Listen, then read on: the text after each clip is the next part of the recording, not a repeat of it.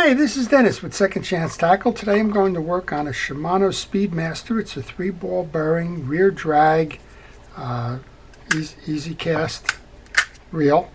And we're just going to get this one tuned up here. So this one has what's called the fighting drag. You can increase the tension or back it off with a throw arm rather than dealing with the preset down below here. That's always fun when you're fighting a fish. You don't have to worry too much about backing it off, looking down and trying to do some other things.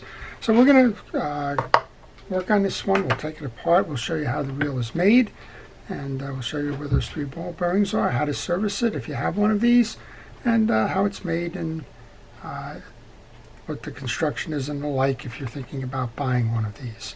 So I like to start by taking off the exterior pieces, and as I do, I like to thank our first responders and essential personnel for everything they do during this pandemic. That's healthcare workers, essential workers, uniform services, and the like. Thank you for everything you're doing to keep us safe during the pandemic.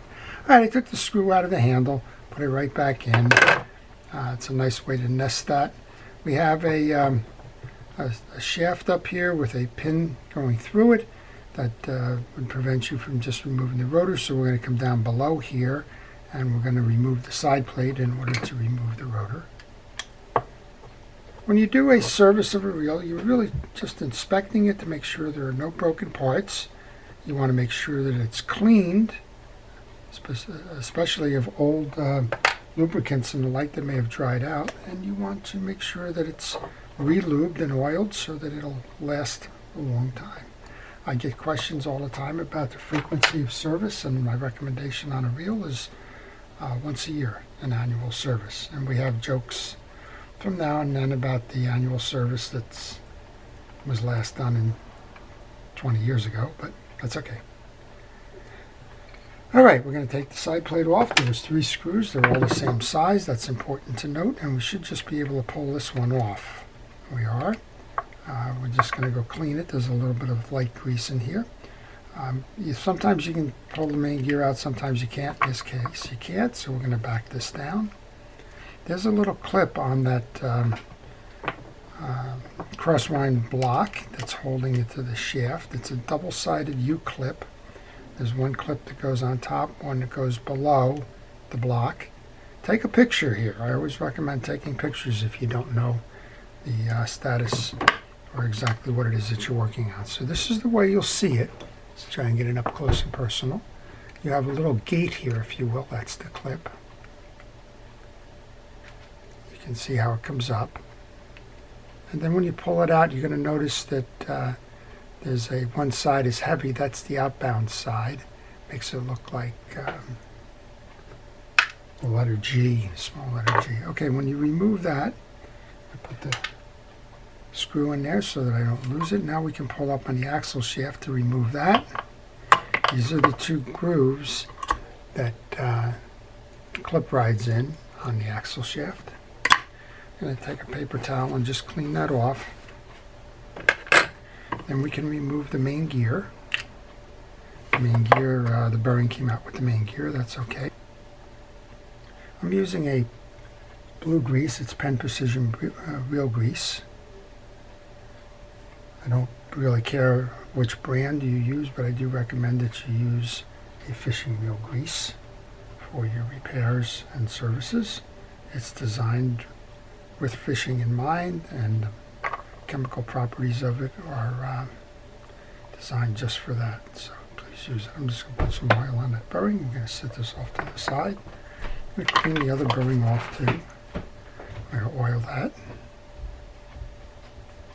I'm going to let that just sit while we go underneath here, and we'll get the rest of this reel apart. We're going to take that crosswind block off. And then there's a crosswind gear underneath that.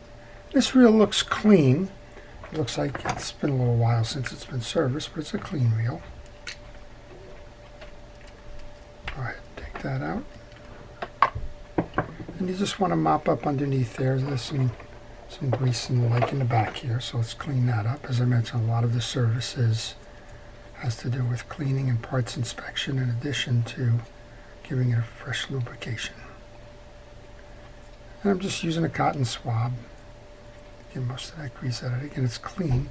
Dirty grease is an enemy of a reel. What it's going to do is it's going to attract dirt and contaminants. That's going to become abrasive, and that abrasive is going to chew on your parts. All right, there's a screw here, and we should be able to wrench this out. It's a 12mm nut, and that'll help us to remove the rotor. Okay, so I've got all these pieces here. I like to put them into a parts tray. I don't like to leave them on my desk. So I'm just going to clean these off. My parts tray is nothing more than the bottom of a jug, but it serves me well in that I know where to go for them when it's time to reinstall. Some of the bigger parts that are hard to lose, like a rotor, you can kind of leave off to the side. I get this question a lot. What is the setup? How do I install my anti-reverse? Here's your anti-reverse dog. Notice that you have a post coming out of that, and you have a spring that rides in a little groove under it. When you're working the anti-reverse, it's going to go up, and you'll notice there's only one claw on here, right there. That's going to reset this to the cast angle. So when you come around, that's your anti-reverse. When you go to load your rotor on, you're going to make sure that the rotor for the fast cast is back on this side. I've seen this come in quite a few times with the rotor, with the fast cast 180 degrees away. All right, to work that off, you just simply pull up on this assembly, put that into your parts tray. And then underneath this, we have one ball bearing.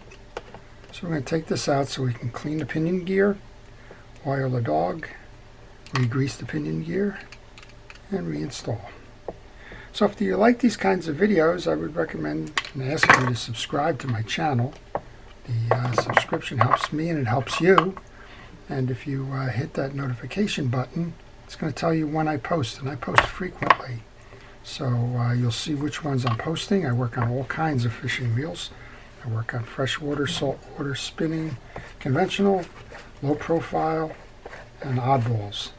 And every now and then I get a question, do you work on flywheels? And I do not work on flywheels. I just don't have them in my area, and I never took the time to really learn them. I understand from everybody that tells me they're easy to work on, but quite honestly, the demand is not here. On the Atlantic seaboard, a lot of ocean fishing kind of things. Bass fishing becoming a little bit more popular. Freshwater fishing, that seems to be a spring and early summer thing. It's like all the rebirths that happen in the spring.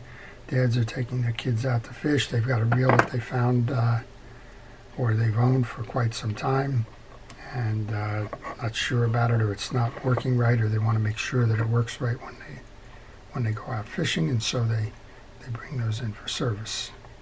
But I do cover an awful lot of bases. I deal with the old, the vintage, as well as the modern day current lines. And if you hit that notification button, you'll find ones that you want to watch if you're interested in reel repair as a hobby. And those that you watch, I think you'll enjoy.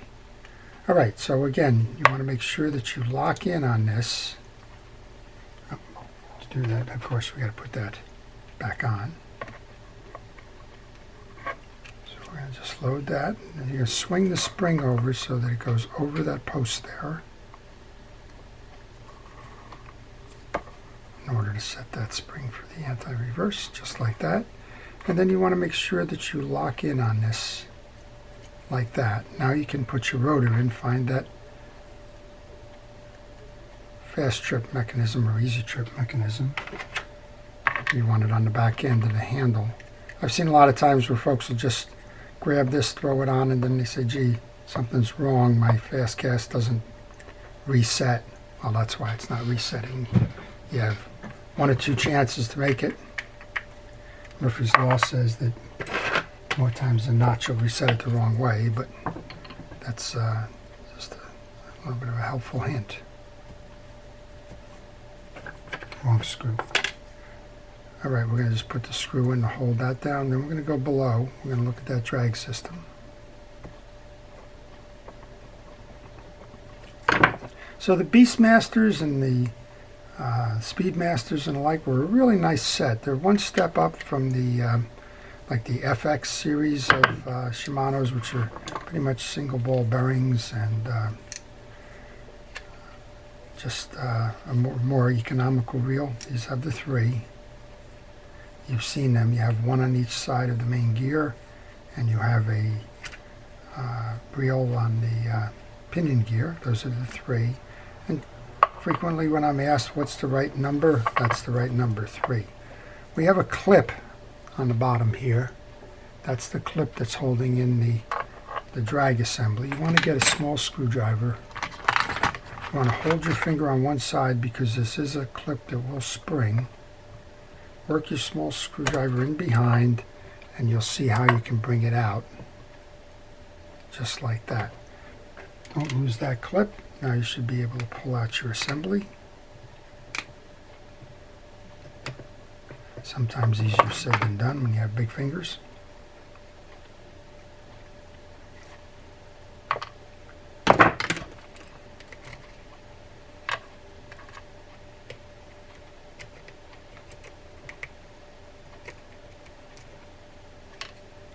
And I'm just checking the drag. Now when I checked the drag before, the drag washer was fine.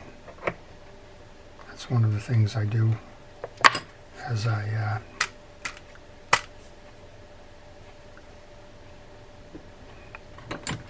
go to install the reels and service the reels. I want to make sure that they're in good stead, and they are. Okay, so the drag washer goes in. That's a hard washer. You don't need to put anything in there. Next up, we had this little wing that goes into 2 slots. That's going to put pressure on that drag washer. And we had a series of tension washers go underneath that. And then we had the washer, which is going to be pressed by the adjuster. And next,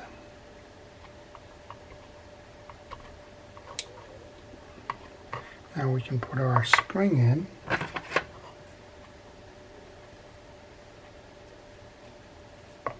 And just wrap it around and it will click in. That's basically the position you found it in. Next up then would be to put the cap on. Just keep tightening it down until you can see the screw mount. Next up then is the screw. We can test that once we put the rest of the reel back together. Just keep tightening it.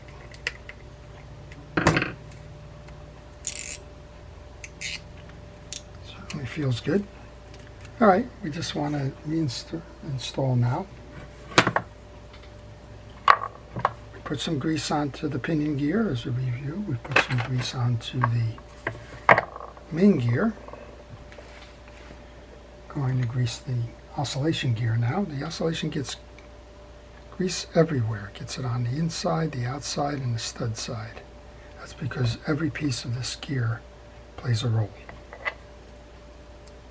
Alright, I'm just installing the gears now. Oscillation block, same idea, grease on it. Grease in the channel. Don't overload the channel because if that grease dries, it's going to stick to each side and it's going to cause a problem with the spin. That one goes over the stud. Then we can grab our axle shaft, light grease on that. Bring the axle shaft through.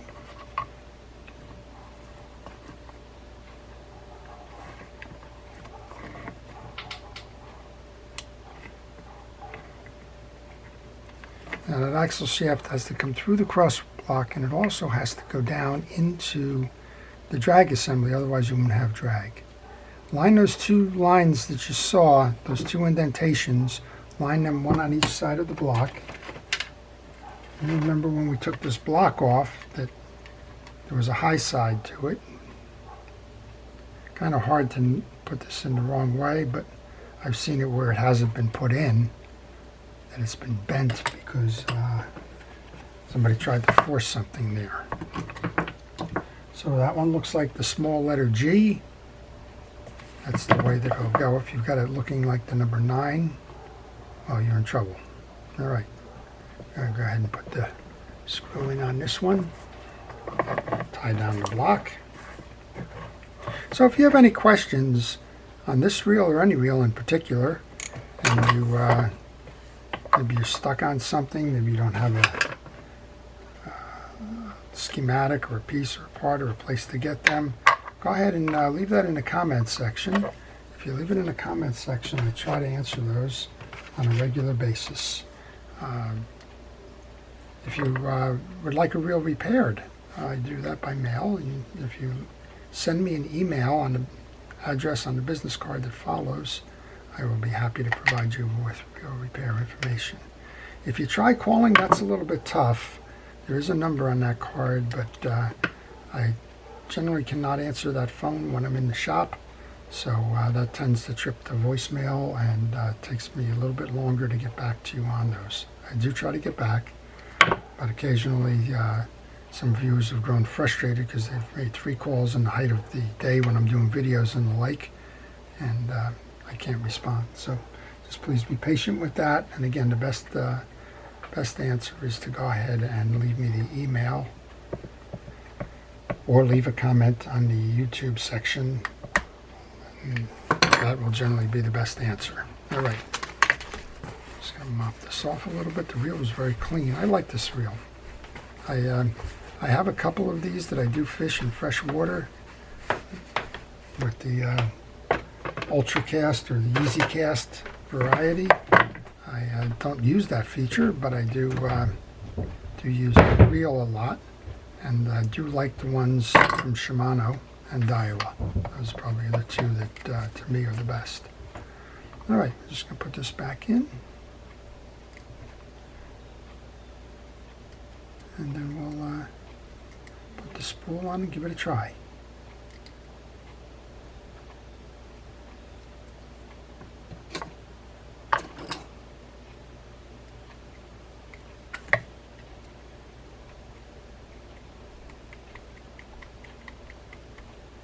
Alright, the spool is just a snap-on spool.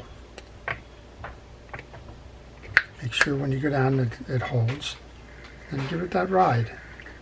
Very nice. And of course it has that fast trip bell mechanism there. So that's it. That's your Shimano Speedmaster 3-ball bearing fight and drag rear drag fishing reel. Oh, it's nice and tight. And this one's ready to go fishing again. So I hope you've enjoyed it. If you did, please like it. As always, please stay safe, stay well, stay watching, and have a great day. This is Dennis with Second Chance Tackle.